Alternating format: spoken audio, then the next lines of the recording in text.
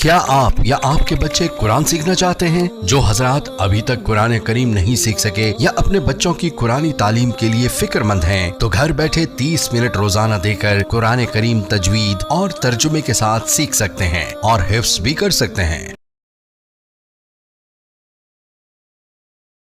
حضرت علی رضی اللہ عنہ نے ارشاد فرمایا کہ نبی اسلام نے ارشاد فرمایا اطیب الریح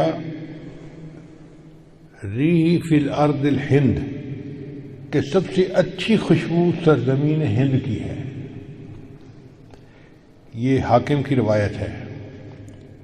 علامہ اقبال نے اسی کو کہا تھا، میرے عرب کو آئی ٹھنڈی ہوا جہاں سے، میرا وطن وہی ہے، میرا وطن وہی ہے۔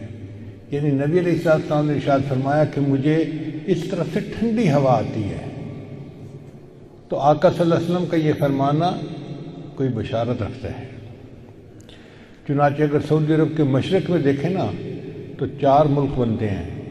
ایک تو ہندوستان بنتا ہے، مگر اس میں سے چونکہ ہندوؤں کی اکثریت ہے، سکھوں کی اکثریت ہے، مسلمان اگرچہ 20 کروڑ ہیں مگر وہ ان میں تحلیل ہو جاتے ہیں، پتہ ہی نہیں چلتا کہ مسلمان ہیں یا نہیں۔ ہر معاملہ وہاں ہندوؤں کے ہاتھ میں ہے، تو ہندوستان تو آپ ایک طرف کر دیں۔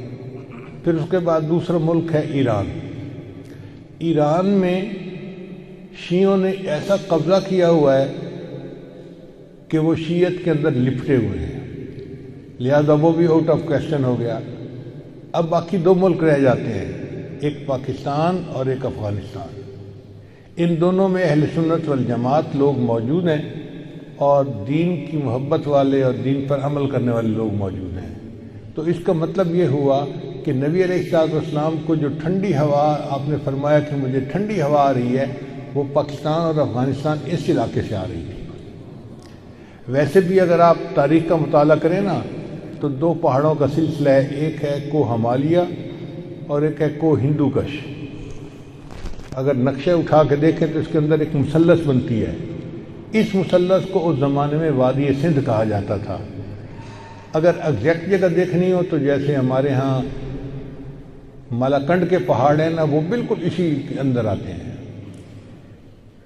تو گویا نبی علیہ السلام نے فرمایا کہ مجھے اس طرف سے ٹھنڈی ہوا آ رہی ہے۔ ٹھنڈی ہوا کا کیا مطلب کہ یہاں سے دین کی محنت اٹھے گی اور بالآخر پوری دنیا کے اندر دین پھیلنے کا ذریعہ بن جائے گی۔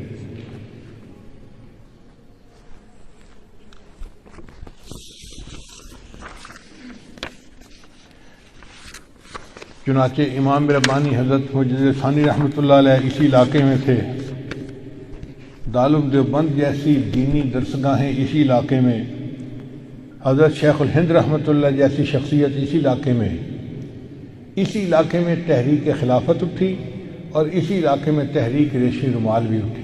چنانچہ ابن ماجہ کی روایت ہے، نبی صاحب نے ارشاد فرمایا یخرج ناس من المشرق فیوطئون للمہدی، کہ مشرق سے لوگ نکلیں گے جو امام مہدی کی راہ کو ہموار کریں گے۔ اب سعودی عرب کے مشرق میں تو ہمارا ملک بنتا ہے، اس کا مطلب یہ کہ جس کو ہم وادی سندھ کہتے تھے نا پرانا، وہاں سے لوگ اٹھیں گے۔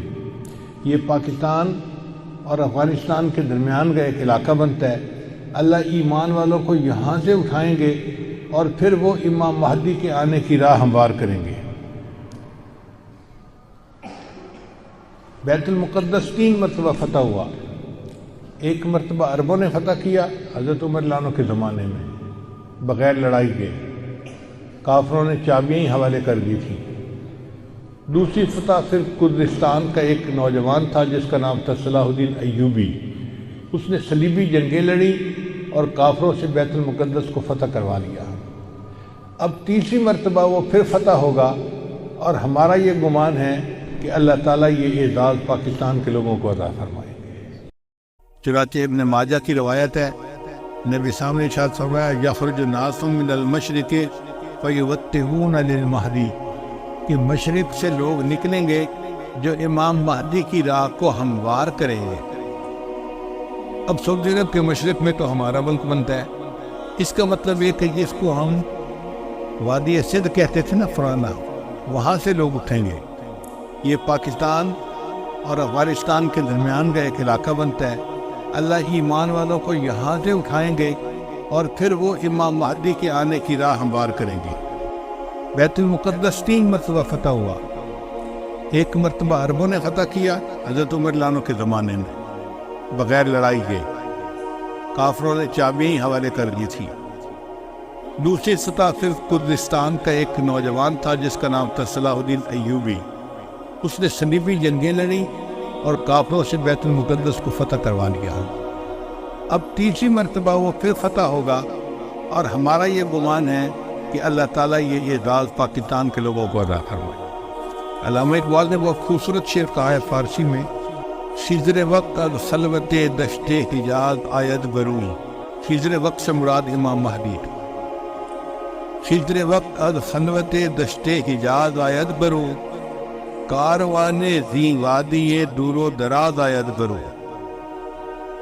یعنی زی عظیم یہ کارواں جو ہے نا، یہ دور دراز سے آئے گا اور حجاز کے اندر آ کر یہ برآمد ہوگا۔ حدیث مبارکہ میں بھی ہے کہ امام مہدی آئیں گے مگر وہ چھپے ہوں گے، اپنے آپ کو چھپائیں گے۔ پہلے مدینہ طیبہ میں ہوں گے مگر وہ وہاں سے مکہ مکرمہ اس لیے آ جائیں گے کہ لوگ مجھے پہچان نہ لیں، چھپ رہے ہوں گے لوگوں سے کہ لوگ مجھے دیکھ نہ لیں، پہچان نہ لیں۔ لیکن جب مکہ مکرمہ میں وہ طواف کر رہے ہوں گے تو وہ حجر اسود کے قریب آئیں گے تو ایک غیب سے آواز آئے گی کہ لوگوں یہ مہدی ہیں تو ان کی بیعت کر لو، تو لوگ ان کے ساتھ بیعت کر لیں گے اور پھر ان کے ساتھ ایک لشکر شروع ہو جائے گا۔ یہ لشکر ایسا ہوگا کہ جس نے بالآخر بیت المقدس کو فتح کرنا۔ حدیث مبارکہ میں ہے کہ کالے جھنڈے یہ لے کر لوگ اٹھیں گے اور وہ اس کو جا کر بیت المقدس کے اندر گاڑیں گے، یعنی امام مہدی کے ہاتھ پہ اللہ تعالیٰ بیت المقدس کو فتح کروائیں گے۔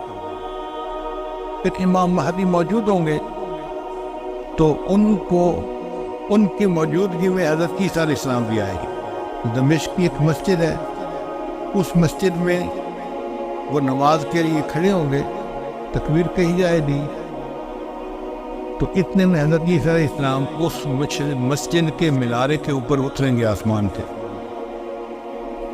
تو امام مہدی ان کو کہیں گے کہ آپ نماز پڑھائیں، اور وہ امام مہدی کو کہیں کہ آپ نماز پڑھائیں۔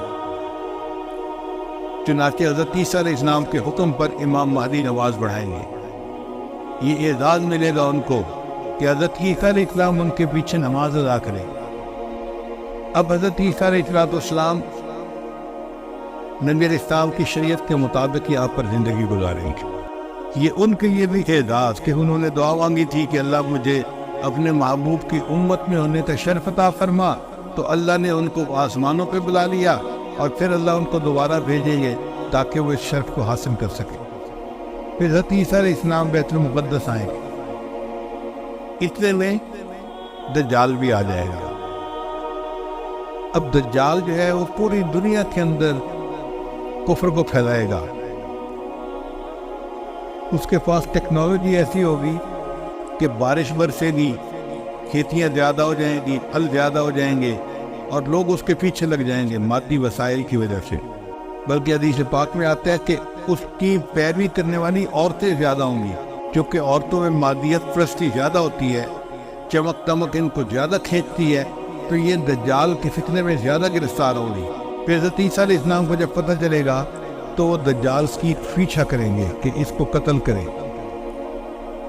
اب دجال وہاں سے بھاگے گا تو بھاگ کے کہاں جائے گا؟ وہ اسرائیل جائے گا، اور وہاں پر ایک جگہ ہے اس کا نام ہے باب لد۔ اس وقت بھی اسرائیل میں ایک ایئرپورٹ ہے، اس کا نام ہے لد ایئرپورٹ، شہر کا نام بھی لد ہے، اور اسرائیل والوں نے وہاں پر ایک دروازہ بنایا ہے، اس کے اوپر انہوں نے باقاعدہ لکھا ہے باب لد۔ 1400 سال پہلے نبی علیہ السلام نے فرما دیا کہ اس جگہ پر دجال پہنچے گا تو عیسیٰ علیہ السلام وہاں پر اس کو قتل کر لیں۔ بہت عرصہ میں یہ سوچتا رہا کہ دجال نے بھاگنا تھا تو کہیں پہاڑوں میں رفوش ہو جاتا۔ رشیا کے پہاڑ ہیں، دوسرے ملکوں میں پہاڑ ہیں، پہاڑی سلسلے تو بہت ہیں پوری دنیا میں، تو یہ مقام لد کا کیا مان؟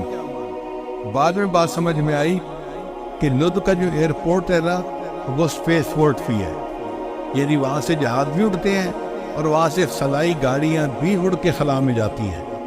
اس کا مطلب یہ کہ دجال یہ چاہے گا کہ میں لد پہنچوں اور وہاں سے اسپیس شپ میں بیٹھ کے میں خلا میں چلا جاؤں، کیونکہ دنیا میں تو مجھے یہ نہیں چھوڑیں گے، تو میں یہاں دنیا سے چلا ہی جاؤں۔ تو اس کی کوشش یہ ہوگی کہ میں یہاں سے خلا میں چلا جاؤں، مگر اللہ تعالیٰ فضل فرمائے گے اور عیسیٰ علیہ السلام اس کو اپنی فلائٹ لینے سے پہلے لط کے مقام پہ قتل کر لیں۔ پھر اس کے بعد عیسیٰ علیہ السلام بیت المقدس کے تخت پر بیٹھ کر پوری دنیا کے فیصلے کرے گا۔ پوری دنیا کی حکومت عیسیٰ علیہ السلام کے ہاتھ میں ہوگی۔ پھر عیسیٰ علیہ السلام صلیب کو توڑیں گے اپنے ہاتھوں سے، اور پھر یہود و نصارہ میں جو ان کی مخالفت کرے گا اس کو وہ قتل کریں گے، حتیٰ کہ ایک ایسا وقت آئے گا کہ پوری دنیا میں ایک بھی بندہ غیر مسلم نہیں رہے گا، سارے مسلمانوں۔ اس وقت اتنی برکتیں ہوگی، حدیث پاک میں آتا ہے کہ ایک گائے کا دودھ پورے خاندان کے لیے کافی ہو جائے گا۔ اب یہ بات تو سمجھ میں آتی ہے، آج ایسی گائے بن گئی ہیں جو 100 لیٹر دودھ دیتی ہیں ایک دن میں۔ اب 100 لیٹر تو واقعی پورے خاندان کے لیے کافی ہے، 40-50 گھروں کے لیے کافی ہو جاتا۔ یہ باتیں نبی سامنے اس وقت فرمائی جب کہ لوگوں کو اس کا تصور بھی نہیں ہو سکتا تھا۔ میرے آقا صلی اللہ علیہ وسلم کی نگاہ کیسی تھی؟ یہ نگاہ نبوت تھی جو بہت دور دیکھ لیتی تھی، کہ 1400 سال پہلے بیٹھ کر ایسی باتیں تھیں جیسے آج اپنی آنکھ سے دیکھ کے کوئی بندہ باز کر رہا ہوتا۔ پھر عیسیٰ علیہ السلام فوت ہو جائیں گے، اور اس کے بعد جو بگاڑ آئے گا نا وہ